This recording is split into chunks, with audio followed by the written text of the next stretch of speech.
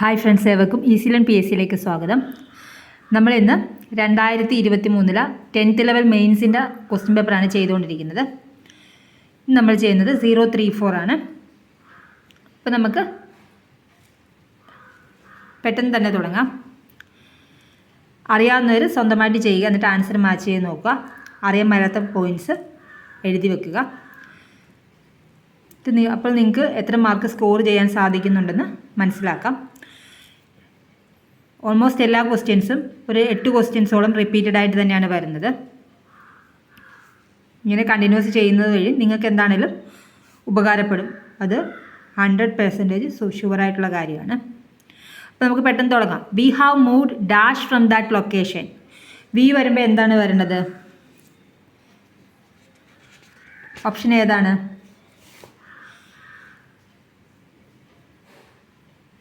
V എന്ന് പറയുന്നത് plural pronoun ആയതുകൊണ്ട് ഏതാ വരത്തുള്ളൂ? അവർസെൽസ് ആണ് വരുന്നത്. ഓപ്ഷൻ സി ആണ് വരേണ്ടത്. The cat was sleeping dash the tree. Cat was sleeping ട്രീയുടെ അടിയിൽ എന്ന് പറയുമ്പോൾ ഏതാ വരുന്നത്? Under the tree. By the time it started raining we dash home. By the time വെച്ചിട്ട് വരുമ്പോൾ കഴിഞ്ഞ കാലത്ത് നടന്ന 2 പ്രവൃത്തികളെയാണ് സൂചിപ്പിക്കുന്നത്. അപ്പോൾ ആദ്യം നടന്നത് പാസ്റ്റ് പെർഫെക്റ്റ് ടെൻസിലും രണ്ടാമത്തത് സിമ്പിൾ പാസ്റ്റിലുമാണ് വരുന്നത്. ആദ്യം നടന്നത് പാസ്റ്റ് പെർഫെക്റ്റിലും രണ്ടാമത്തത് സിമ്പിൾ പാസ്റ്റിലുമാണ് വരുന്നത്. By the time it started raining we simple past എന്ന് പറയുമ്പോൾ പാസ്റ്റ് പെർഫെക്റ്റ് എന്ന് പറയുന്നത് had reached. We had reached home. Option B ആണ് വരുന്നത്.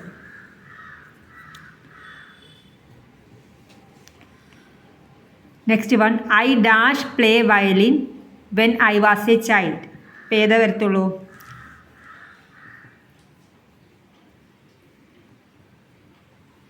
ഒരു കഴിവിനെ സൂചിപ്പിക്കുന്നതാണിത്.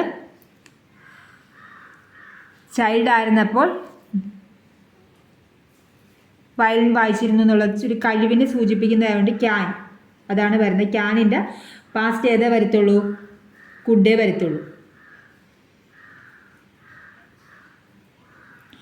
ഒരു പർട്ടിക്കുലർ പേഴ്സൻ്റെ പാസ്റ്റിലുള്ള ഒരു കഴിവിനെ സൂചിപ്പിക്കുന്നതുകൊണ്ട് ക്യാനാണ് യൂസ് ചെയ്യുന്നത്. പാസ്റ്റിലെ കാര്യമായതുകൊണ്ട് ക്യാനിന് പകരം എന്ത് യൂസ് ചെയ്യും? Could. Next one, identify the correct indirect or reported speech of the given sentence. I am waiting for Meenu. ഇത് തന്നിരിക്കുന്ന പ്രസൻറ്റ് കണ്ടിന്യൂസിലാണ് തന്നിരിക്കുന്നത്. അതായത് ആം അല്ലെങ്കിൽ ആർ അല്ലെങ്കിൽ is plus verb plus ING ഫോമിലാണ് വന്നിരിക്കുന്നത് അല്ലേ? ആം പ്ലസ് വെയിറ്റിംഗ് എന്ന് പറയുമ്പോൾ വെയിറ്റ് വെർബ് പ്ലസ് ING ഫോമിലാണ് വന്നിരിക്കുന്നത്. അപ്പോൾ അത് എങ്ങനെ മാറും? Was or were plus verb plus ING ഫോമിൽ വരും. ഇത് തന്നിരിക്കുന്നത് പ്രസൻറ്റ് കണ്ടിന്യൂസിലാണ്. ആം പ്ലസ് വെർബ് പ്ലസ് ING ഫോമിലാണ് വന്നിരിക്കുന്നത്. ആം പ്ലസ് വെർബ് പ്ലസ് ING ഫോമിലാണ് വന്നിരിക്കുന്നത്. അപ്പോൾ ഇത് നമ്മൾ റിപ്പോർട്ടഡ് സ്പീച്ചിലേക്ക് ആക്കുമ്പോൾ എന്ത് വരും? Was or were plus verb plus ING form. അപ്പോൾ ഏതാ വാസ് വരുന്ന ഓപ്ഷൻ? ഏതാ? ഒറ്റ ഒരെണ്ണേ ഉള്ളൂ. അങ്ങനെ നമുക്ക് ഓപ്ഷൻ ബി ആണെന്ന് ഐഡൻറ്റിഫൈ ചെയ്യാം. Next one, I dash my friends pet dog when he is away. ഏതാ വരത്തുള്ളൂ? ഇപ്പോൾ ഓരോന്നിൻ്റെ മീനിങ് നോക്കുക. ലുക്ക് ത്രൂ എന്ന് പറഞ്ഞാൽ എന്താ? എക്സാമിൻ. ലുക്ക് ത്രൂ എന്ന് വെച്ചാൽ ടു എക്സാമിൻ. അത് പെട്ടെന്ന് തന്നെ റീഡ് ചെയ്യുക, വളരെ പെട്ടെന്ന് നോക്കുന്നതിനാണ് to examine or read something quickly. അതാണ് ലുക്ക് ത്രൂ എന്ന് പറയുന്നത്. ലുക്ക് ഇൻ ടു എന്ന് പറഞ്ഞാലും എക്സാമിൻ തന്നെയാണ് അർത്ഥം വരുന്നത്. പിന്നെ ലുക്ക് റൗണ്ട്. ലുക്ക് റൗണ്ട് എന്ന് വെച്ച് കഴിഞ്ഞാൽ എന്താ? ചുറ്റും നോക്കുക, ചുറ്റും കാണുക എന്നുള്ള അർത്ഥമാണ്. അതാണ് അവിടെ വരുന്നത്. അല്ല, ലുക്ക് ആഫ്റ്റർ. ലുക്ക് ആഫ്റ്റർ എന്ന് പറഞ്ഞാൽ എന്താ?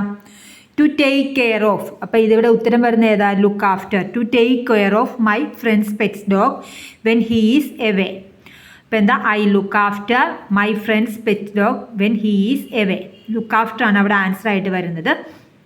അപ്പോൾ ബാക്കിയുള്ളതിൻ്റെയൊക്കെ മീനിങ് ഒന്ന് നോക്കി വെച്ചേക്കുക. ലുക്ക് ത്രൂ എന്ന് വെച്ച് കഴിഞ്ഞാൽ to examine. Look through to examine. അതേ സെയിം മീനിങ് തന്നെയാണ് ലുക്ക് ഇൻ ടുവിനും വരുന്നത്. ലുക്ക് ത്രൂ ടു എക്സാമിൻ അത് തന്നെയാണ് ലുക്ക് ഇൻ ടുവും വരുന്നത്.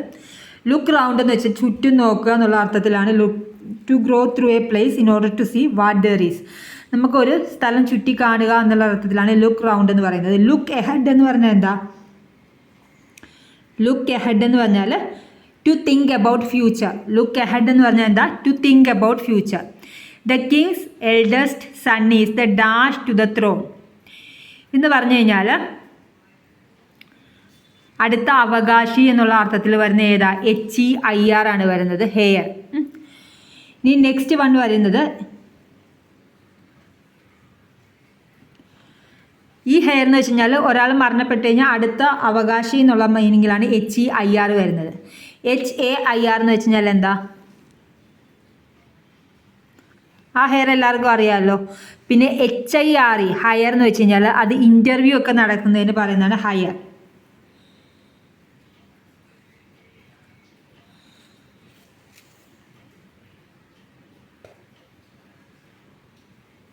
അല്ലെങ്കിൽ പറയാം to pay to use something for a short period. അതെല്ലാം ഹയർ എന്നുള്ള മീനിങ്ങിൽ വരുന്നതാണ് HIRE എന്നുള്ളത്. One who is engaged in charitable works. അതിന് പറയുന്നത് എന്താ? Philanthropist. One who is engaged in charitable work, philanthropist. അടുത്ത ആന്ത്രോപോളജിസ്റ്റ് എന്താ? നരവംശാസ്ത്രജ്ഞനാണ്. One who studies the characteristics of past and present human communities, അതാണ് ആന്ത്രോപോളജിസ്റ്റ്. ഫിലോസഫർ എല്ലാവർക്കും അറിയാമല്ലോ. എന്താണ്? A person engaged or learned in philosophy, അതാണ് ഫിലോസഫർ. അടുത്തത് ആംബി Dexter. ആംബി Dexter എന്ന് പറഞ്ഞു കഴിഞ്ഞാൽ രണ്ട് കൈ വെച്ചിട്ടും ഒരുപോലെ കാര്യങ്ങൾ ചെയ്യാൻ പറ്റുന്ന ആളെ പറയുന്നതാണ് ആംബി ഡെക്സ്റ്റർ. ആംബി ഡെക്സ്റ്റർ എന്ന് പറഞ്ഞാൽ രണ്ട് കൈ വെച്ചിട്ടും ഒരുപോലെ കാര്യങ്ങൾ ചെയ്യാൻ പറ്റുന്നതാണ് ആംബി ഡെക്സ്റ്റർ. അതായത് one who is able to use both hands equally well. One who is able to use both hands equally well ആണെങ്കിൽ ആന്ത്രോപോളജിസ്റ്റ്. നമുക്ക് റൈറ്റ് ഹാൻഡ് വെച്ച് ചെയ്യാൻ പറ്റുന്ന പോലെ തന്നെ ലെഫ്റ്റ് ഹാൻഡ് വെച്ച് ചെയ്യാൻ പറ്റുമെങ്കിൽ ആംബി ഡെക്സ്റ്റർ, അങ്ങനെയുള്ള ആളെ പറയുന്നതാണ് ആംബി ഡെക്സ്റ്റർ. ആന്ത്രോപോളജിസ്റ്റ് എന്ന് വെച്ച് കഴിഞ്ഞാൽ നരവംശാസ്ത്രജ്ഞനാണ്. ഫിലോസഫർ എന്താ? ഫിലോസഫി ലേൺ ചെയ്യുന്ന ആളാണ് ഫിലോസഫർ. ഓക്കെ, അപ്പോൾ നമ്മുടെ ക്വസ്റ്റ്യൻ്റെ ആൻസർ ഏതാ വരുന്നത്? One who is engaged in charitable work ആണെങ്കിൽ ഫിലാന്ത്രോപ്പിസ്റ്റ്. ആന്ത്രോപോളജിസ്റ്റ് നരവംശാസ്ത്രജ്ഞൻ. ഫിലോസഫർ എല്ലാവർക്കും അറിയാം. ആംബി ഡെക്സ്റ്റർ എന്ന് വെച്ച് കഴിഞ്ഞാൽ രണ്ട് കൈയും വെച്ച് ഒരുപോലെ കാര്യങ്ങൾ ചെയ്യാൻ സാധിക്കുന്നത്. അതായത് one who is able to use both hands equally well. Next one synonym of the word betray is deceive. Synonym of the word betray is deceive ആണ്. ബീട്രയുടെ സെയിം മീനിങ് ആണ് deceive. Okay, next one identify the meaning of the idiom to cry over spilt milk. ഏതാണ്? ഇതൊക്കെ repeat ആണ്. To feel sorry or sad about something that has already happened. ഇനി റിപ്പീറ്റായിട്ട് ചോദിച്ചിട്ടുള്ള രണ്ടെണ്ണം കൂടെ പറയാം. കിക്ക് ദ ബക്കറ്റ് എന്ന് പറഞ്ഞാൽ to die. To get cold feet എന്ന് വെച്ച് കഴിഞ്ഞാൽ to be afraid. To get cold feet എന്ന് വെച്ച് കഴിഞ്ഞാൽ എന്താ? To be afraid. അതൊക്കെ റിപ്പീറ്റാണ്. റെഡ് ലെറ്റർ ഡേ എന്ന് വെച്ച് കഴിഞ്ഞാൽ a very happy and important day. Red letter day a very happy and important day. To get cold feet എന്ന് വെച്ച് കഴിഞ്ഞാൽ to be afraid. To get cold feet, to be afraid. Kick the bucket to die. Kick the bucket to die. Red letter day a very happy and important day. നിങ്ങൾക്കിത് ഉപകാരപ്രദമെങ്കിൽ തീർച്ചയായും like ചെയ്യുക, share ചെയ്യുക, subscribe ചെയ്യുക. Subscribe ചെയ്യാതെ ആരെങ്കിലും കാണുന്നുണ്ടെങ്കിൽ ഒന്ന് സബ്സ്ക്രൈബ് ചെയ്തേക്കണേ. Thank you for watching.